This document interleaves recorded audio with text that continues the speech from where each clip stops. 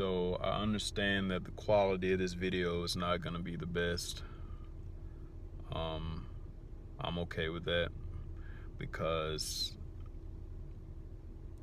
you seeing me isn't as important as the message of this video is.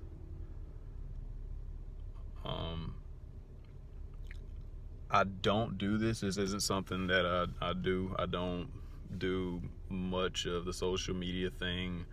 I don't get on Facebook a lot. I don't get on Instagram a lot. I don't get on Snapchat a lot. Really, just about it all. I do have all three, but I'd rather not deal with it. But I had to do a video because what I just experienced in my mind is heartbreaking. It's disappointing. And the thing is because I believe I haven't given enough thought into it, I don't know how we got to the point that we're in. I don't know how we got here. The only thing that keeps going through my mind is what happened, as though that exact sentence, those exact words, what happened. I was just at TJ Maxx and I had to buy a shirt and a pair of slacks for an interview tomorrow. And to be completely transparent right now, I don't have a whole lot of money.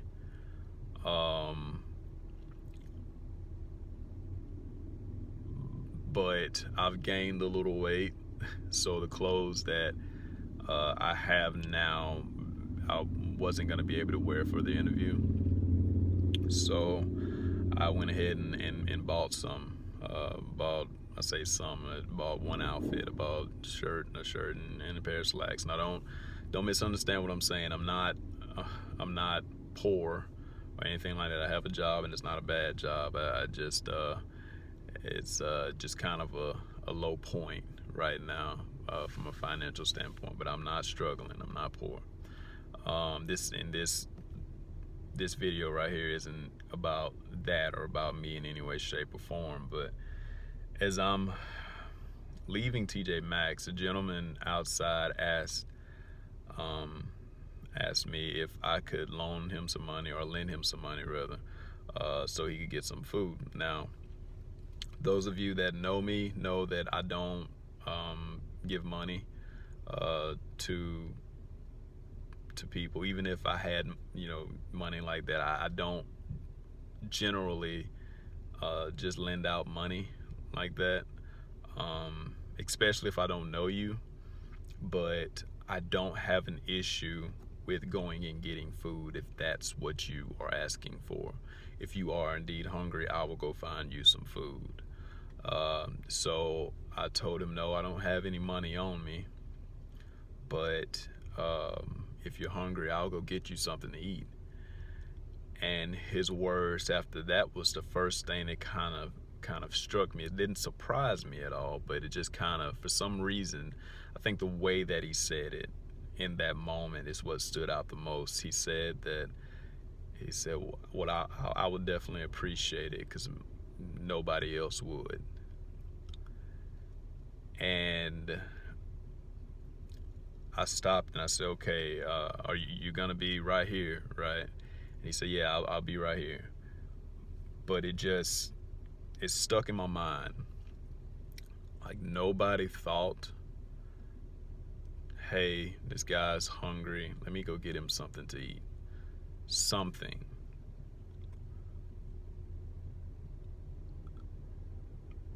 I guess everyone was too busy, or nobody had any money or anything, because I want you to know, I'm not exaggerating when I say I don't have any money. I don't have any money like that. And I tell you something else. Let me show you. my gas tank. I don't know if you guys can see that.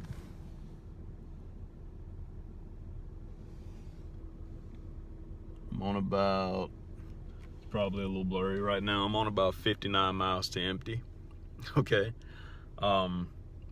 But I'll be okay because I have a job and I'll get a paycheck tonight. So I'll be fine. Well, tomorrow. So I'll be fine. But regardless, to me,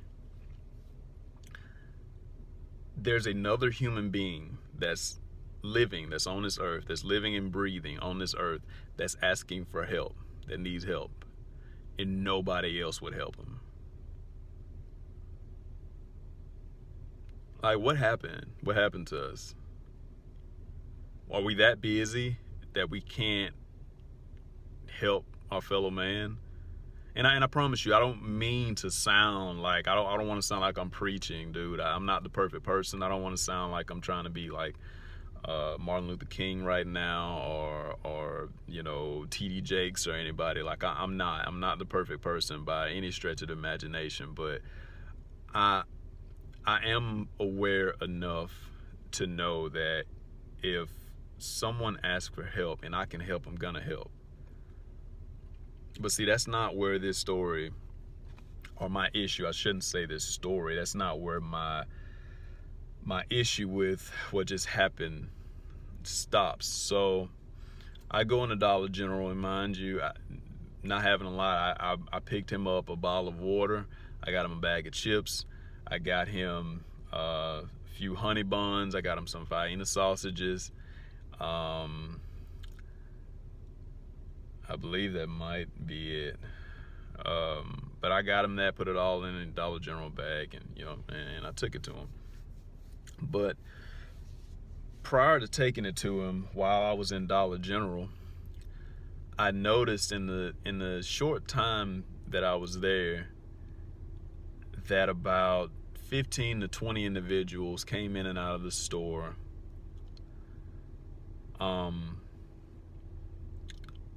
Probably a third of which were on their phone talking about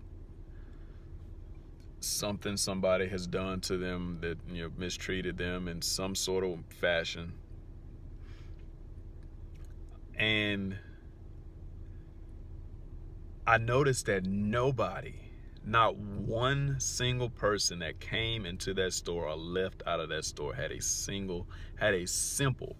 very simple smile. Not one single person had a smile on their face. Now, I understand, as of right now, it is 6:22. So I don't know if wherever you're watching, wherever you are, if you've heard of what they call 5 o'clock traffic. 5 o'clock traffic is real. It exists. And there's a reason why it exists, because people are getting off of work, generally speaking, at 5 o'clock. Now, there's a lot of people who don't get off until 9 or 10 o'clock, whatever, but you know, I understand there are a lot of people who get off of work at 5 o'clock. So you've been at work for 8 or 9 hours, whatever the case is. But not one single person had a single smile. And I'll go even further than that.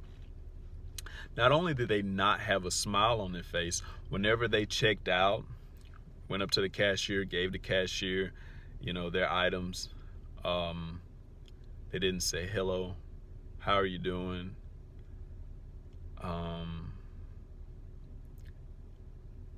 Whenever they received their items after the cashier handed them their food or whatever it was that they bought, or gave them the change back, not one time did they say a single thank you.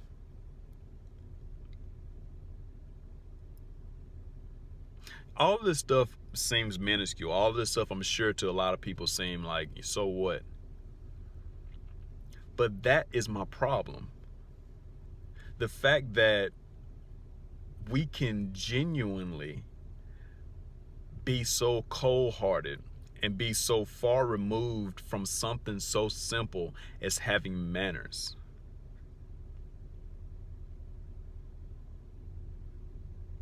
Guys, we don't have manners anymore. This is the stuff that you're taught as a child. This is the stuff you're taught as a toddler. This is the stuff you're taught in kindergarten. How to say yes, please, thank you, yes ma'am, no ma'am. This is the stuff that they teach you whenever you are 4, 5, 6 years old, not even able to comprehend what life is really even about, but you're taught what manners are. And when you get to be 20, 30, 40, 50, 60, and yes, even 70 years old, we've forgotten what that means. I see a gentleman in his, I would assume to be mid to late 50s, and the only thing that he's concerned about is the woman that's in front of him because she has on tight spandex, and he's looking her up and down, licking his lips. Really? Like, don't mistake it. I don't have an issue with you finding, another human being attractive. That's okay. That's fine. But you can't say thank you, ma'am, for checking me out, or thank you, ma'am, for handing me my items. Thank you for handing me my change. You have a great day. You can't say any of that, or even speak to the woman that's in front of you that you have this lust for. No, you can't do that. The only thing that you're thinking is just all of the things that you want to do to this woman from a sexual standpoint, all the disgusting stuff that you want to do, rather than actually making it your business to speak to the woman and say, hey, how are you doing? What's happened? Like, genuinely, like, what has happened to us? I want to put some things into perspective. If our issue is that we live in a world that is so unfair, that we live in a world that is so bad, that we live in a world that's so racist, that everything is against us, that we either we don't have any purpose in life, or there's no way that we can dig ourselves out of this rut, or out of this hole that we're in. If that's our mindset right now, I want to put something on you that maybe a lot of you won't agree with, and a lot of you probably won't like me for, but the reality is there has never been a time, never in the history of this planet has there ever been a time that's been better to live in than it is now. I'm sitting here right now recording a video on a device that's stronger than just about anything they had 30, 40 years ago. I was listening to a podcast, and I know I'm gonna say it wrong, but one of the gentlemen, and I don't remember what his name was, but one of the gentlemen that was speaking mentioned that we have, our little cell phones, our devices that we carry in our pockets are actually stronger than, I believe it was Nixon, than anything Nixon had access to. And he was the president of the United States. And see, here's the thing. It's not as though we're talking about an individual or a leader who lived, I don't know, 100 years ago. No. Nixon was in office, and it wasn't that long ago. But yet things are so bad for us. Things are so unfair for us. The thing that we continue to forget, we continue to forget, is that yes, life is what life is, and life can be hard. But it's not about money. It's not about finances. It's not about your circumstance. It's not about any of that stuff. You have to be happy with you. You have to be happy with who you are. You have to learn and never forget gratitude. Ladies and gentlemen, we have got to understand. We really have got to get it through our heads that we got to be grateful. We have to be grateful for what we have. That doesn't mean don't strive for more. That doesn't mean don't want more. That doesn't mean don't push for more. That means that we have got to first and foremost learn how to be grateful. Because the reality is whether you got $30 in your bank account or you got $500,000 in your bank account, if you're not happy with you, if you're not grateful with who you are, what you are, the human being that you are, everything that you are allowed to experience in this world, everything that you are blessed to have, whether it's your kids, whether it is all of your limbs, whether it's the ability to speak, whether it's the ability to hold a phone up to your face and make a video, whether it's the ability to make a Facebook status, or the ability to take a picture and put it on Instagram, or the ability to get up and go to work and make more money and provide for yourself and for your family. Whatever it is, I assure you, if you sat down and got out of your head and stopped complaining about the things that you don't have and actually sat back and thought about it, like, man, the life that I live right now, in comparison to what it could be if I was living 30 years ago, if I was living 40, 50, 60 years ago, 100 years ago, if I had to deal with anything that somebody in a past life, or rather my ancestors, had to deal with.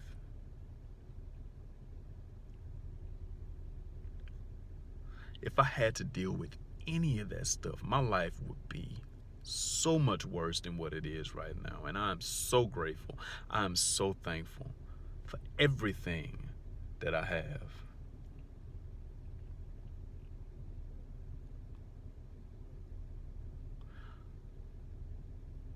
It bothers me not just because the individuals that I see more often than not, and it's probably because of where I live, look like me, whether it's a shade darker or a shade lighter. It's not just that.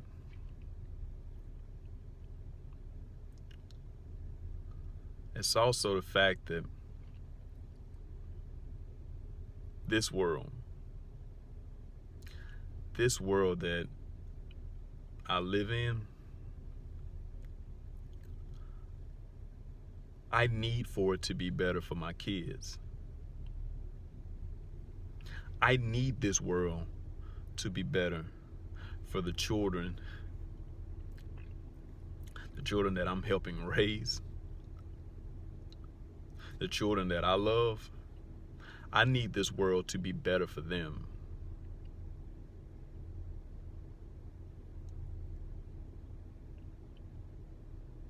Because they didn't ask to be in this world. They didn't ask to deal with any of the stuff that I see on a regular basis.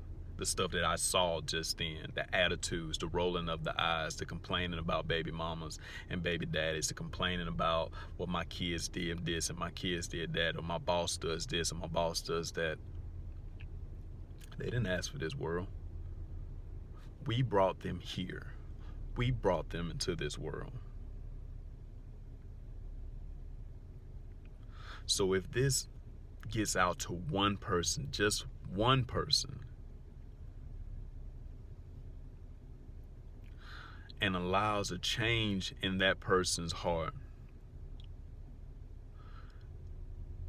my hope is that it affects more. But I will feel so much happiness if one person can sit here and say, you know what, you're right, things aren't so bad in the world that I see, or the things that I see amongst my peers or amongst other individuals, the things that they do, the things that they say, and the ways that they are. I don't want my child in that world. I don't want my child living in that. I want better for my child. I'm hoping that that's what they say, and I'm hoping that that's what they think. I'm hoping that that's what you think, because that's exactly what I think, and that's exactly what I want. I want better. I don't want my child to live in a world that in all reality, in all actuality, gets easier, gets better than what it was a decade ago, than what it was in the last generation. but lives in a world amongst individuals who are so blinded by what they don't have that they themselves make it so much worse. Be grateful, people. If you don't take nothing else from this, be grateful. Be grateful and serve somebody. And what I mean by that is, be of service. Make somebody else's day. Make somebody else smile. Let somebody know that, you know what, it's going to be all right. If you need something, I got you. You need help, I got you. You need a smile on your face, I'll do my best to put that smile on your face.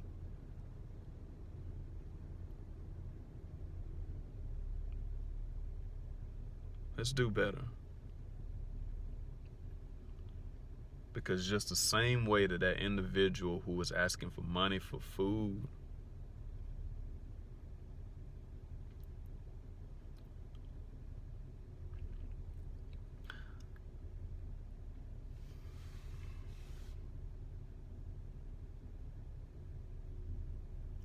the same way that that person, that individual, needs us and is a human being and wants our help, it's the same exact way that our kids need us.